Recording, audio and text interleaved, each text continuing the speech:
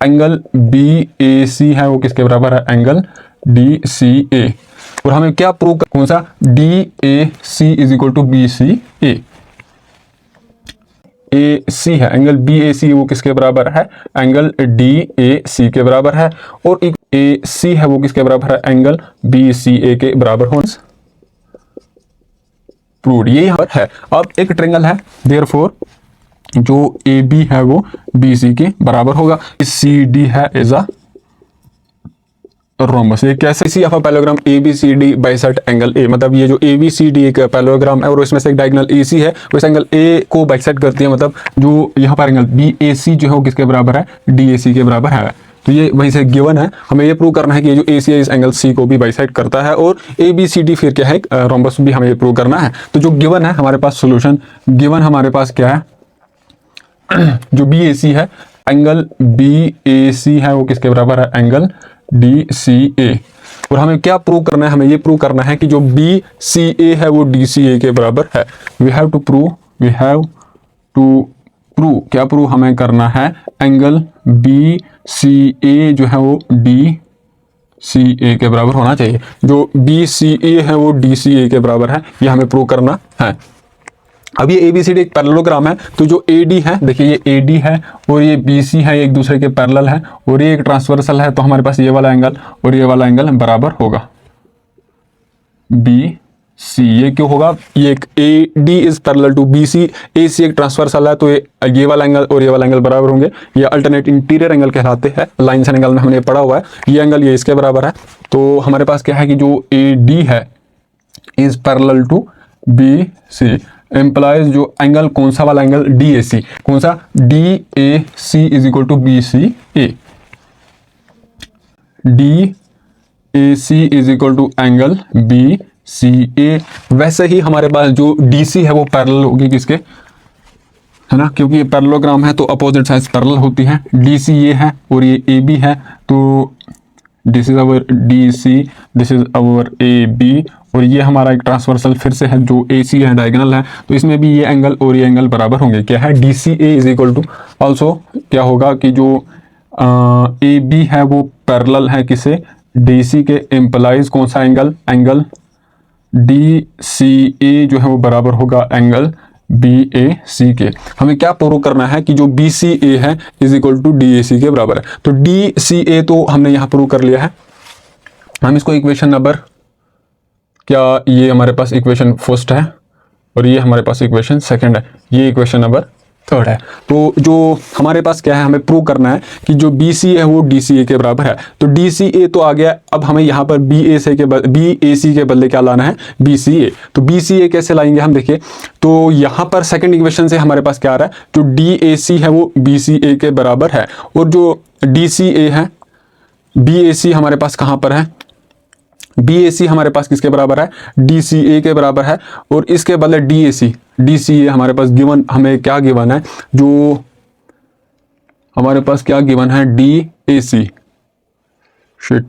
हमारे पास क्या गिवन है, आई एम सॉरी, थोड़ा सा गलती क्या होगी, जो हमारे पास ये गिवन है कि जो एंगल ए, जो डायगोनल AC है उस एंगल A को बाइसेक्ट करते हैं, मतलब ये वाला एंगल और ये वाला एंगल बराबर, तो BAC किसके बराबर होगा, DAC के।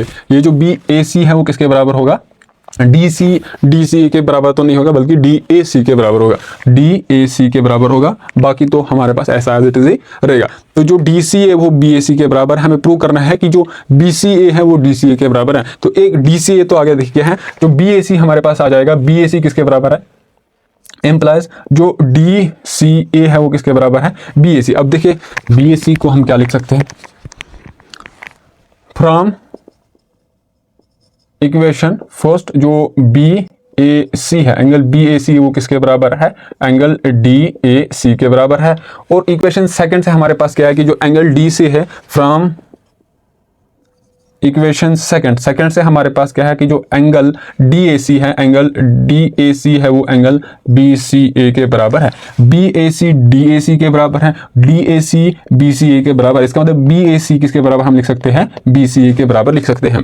फ्रॉम एम्प्लाइज जो एंगल BAC है वो किसके बराबर है, एंगल BCA के बराबर होना चाहिए, होगा कि नहीं, ये इसके बराबर है। अगर सपोज ये 70 डिग्री के बराबर है, तो BAC भी किसके बराबर होगा, 70 डिग्री के बराबर होगा। DAC 70 है, तो ये अगर 70 है ये भी 70 होगा, इसका मतलब ये और ये एक दूसरे के बराबर होंगे। तो वही मैंने लिखा, जो BAC वो BCA के बराबर होगा, प्लस जो BAC वो BCA के बराबर होगा।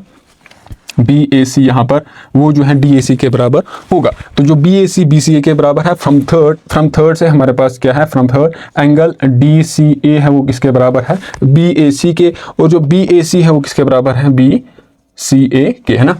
DCA BAC के बराबर है, DAC को मैंने एज इट इज लिखा और BAC को मैंने किसके बराबर लिखा, BCA के बराबर लिखा, और यही हमें प्रूव करना था। हेंस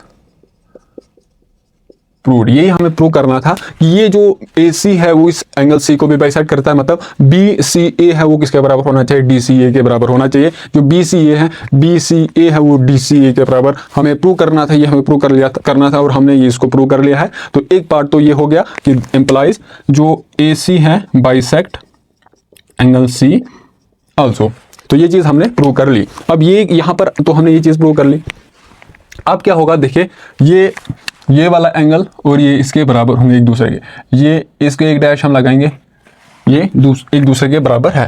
तो अब मैं इसको मिटा देता हूं। अब मुझे इसको प्रूव करना है कि ये रोम्बस है। रोम्बस मतलब ऐसा पैरेललोग्राम जिसमें हर एक साइड जो है वो बराबर होती है। तो मैं क्या करूंगा, इसमें से अब ये पैरेललोग्राम है, अगर एडजेसेंट साइड मैंने इसमें बराबर प्रूव कर ली तो फिर जो है इसमें सारी साइड्स बराबर, सपोज इसको इसके बराबर अगर मैंने प्रूव कर लिया, फिर ये साइड इसके बराबर है, ये साइड इसके बराबर है, इसका मतलब ये वाली साइड इसके बराबर होगी, फिर वो इसके बराबर होगी, फिर वो इसके बराबर होगी। तो चारों साइड जब बराबर हो जाएंगे एक पैरेललोग्राम में तो वो रोम्बस होता है।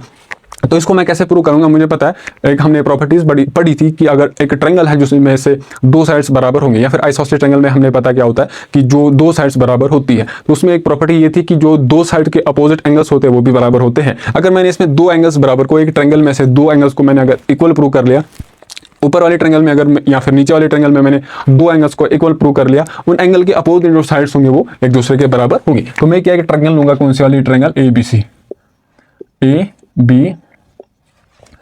अब यहां पर क्या हो गया कि क्या जो ये वाला एंगल इसके बराबर है, ये वाला एंगल इसके बराबर है। हमें पता है कि ये और ये एक दूसरे के पैरेलल है, ये वाली एंगल इसके बराबर होगी कि नहीं होगी, अल्टरनेट इंटीरियर एंगल्स है। वैसे ही ये वाली साइड इसके बराबर होगी कि नहीं होगी, बिकॉज ये एंगल और ये वाला एंगल क्या है, अल्टरनेट इंटीरियर एंगल है। ये वाला एंगल बराबर होंगे, अल्टरनेट इंटीरियर एंगल है। इसका मतलब ये एंगल और ये एंगल बराबर होंगे। कौन सा वाला एंगल, ये वाला एंगल BCA, इसको मैं रफ लिखता हूँ, रफ क्या है कि एंगल BCA वो किसके बराबर होगा, एंगल DAC के। ये आ गया एक। उसके साथ साथ इसमें अगर हम देखेंगे जो BAC है, एंगल BAC है, कौन सा वाला, ये वाला एंगल BAC वो इसके बराबर होगा, DCA के बराबर हो, is equal to angle DCA। अब क्या है कि जो ये वाला एंगल एक दूसरे के बराबर है, बिकॉज ये क्या है, जो AC है इसको बाइसेक्ट करती है। ये वाला एंगल इसके बराबर होगा, एक दूसरे के बराबर होगा। ये जो है इसके बराबर होगा, ये वाला इसके बराबर होगा, ये वाला इसके बराबर होगा। यहां से हमें ये पता चल रहा है कि जो BCA कौन सा वाला एंगल है, BCA है वो किसके बराबर है, DAC। ये वाला एंगल इसके बराबर है, ये इसके बराबर है, और इसके साथ साथ ये वाला एंगल इसके बराबर है। इसको हम यहाँ पर गोलाई करेंगे, और इसके साथ क्या हो गया, ये वाला एंगल इसके बराबर है कि नहीं, बाइसेक्ट करता है ये इसको, ये वाला। फिर इसका मतलब इसको अगर इसको ऊपर मैंने गोल मारा मैंने, तो इसके ऊपर भी मुझे गोल मारना पड़ेगा। अब यहाँ पर ये डॉट था तो इधर भी गोल आ जाएगा। इसका मतलब ये दो, क्योंकि ये वाला एंगल इसके बराबर है, तो हम ये बोल सकते हैं ये वाला एंगल और ये वाला एंगल बराबर है इन ट्रायंगल। कौन सी वाली ट्रायंगल, ABC। कौन सा एंगल, एंगल BCA जो है वो बराबर होगा एंगल BAC के, एंगल BAC के अल्टरनेट। ये आपको समझ आ रही होगी कि नहीं आ रही होगी। देखिए क्या है, ये एक दूसरे के बराबर है क्योंकि ये बाइसेक्ट करता है, वैसे ही ये एक दूसरे के बराबर है क्योंकि हमने अभी प्रूव करा AC जो है इस एंगल C को बाइसेक्ट करता है। और उसके साथ साथ ये और ये पैरेलल है, तो ये वाला एंगल इसके बराबर होगा। अगर ये इसके बराबर होगा तो इंप्लाइज ये वाला एंगल इसके बराबर होगा ही होगा। ये फिर से ही वही अल्टरनेट इंटीरियर एंगल्स हैं। अब क्या हो रहा है कि ये जो है इसके बराबर है, ये वाला एंगल इसके बराबर है, और ये इसके बराबर है। इसका मतलब ये इसके बराबर होगा कि नहीं होगा। सपोज दिस इज आवर, ये क्या है 60, अगर ये 60 है तो ये भी 60 होगा। ये वाला एंगल अगर 60 है तो ये भी 60 होगा, बिकॉज ये क्या है, अल्टरनेट इंटीरियर एंगल है। अब अगर ये 60 है तो नीचे वाला भी 60 होगा, क्योंकि ये इसको बाइसेक्ट करता है। अब अगर ये बाइसेक्ट करता है इसका मतलब ये वाला 60 है, ये भी 60 होगा, तो इधर वाला भी 60 होगा। वैसे ही ये इसका मतलब ये वाला एंगल और ये वाला एंगल एक दूसरे के बराबर है। अब एक ट्रायंगल है, देयरफॉर जो ए बी है वो बी सी के बराबर होगा, क्योंकि हमने पढ़ा था एक ट्रायंगल में अगर दो साइड्स बराबर होंगी तो उन इक्वल एंगल्स के जो अपोजिट साइड्स होती है वो एक दूसरे के बराबर होती है। इसके अपोजिट साइड ये है ए बी, इसके अपोजिट साइड ये है, ये एक दूसरे के बराबर होंगी। A B is equal to B C, therefore जो ए बी सी डी है इज अ रोम्बस। ये कैसे, ये जो है इसके बराबर, ये वाली साइड इसके बराबर है और ये इसके बराबर तो है ही, इसका मतलब ये वाली साइड इसके बराबर हो जाएगी, ये वाली साइड इसके बराबर है ही है क्योंकि ये एक पैरेललोग्राम है, तो ये मतलब ये इसके बराबर भी हो जाएगी, फिर ये इसके बराबर, तो चारों साइड एक दूसरे के बराबर होंगी। तो इसी तरीके से हमने इसको फिर बोल दिया कि एक रोम्बस है, क्योंकि पहले तो ये पैरेललोग्राम तो पहले से ही था। पहले रोम्बस में एक एडिशनल प्रॉपर्टी ये होती है कि हर एक साइड जो है एक दूसरे के बराबर होती है, तो हमने वो प्रूव कर ली कि इसमें हर एक साइड जो है एक दूसरे के बराबर है।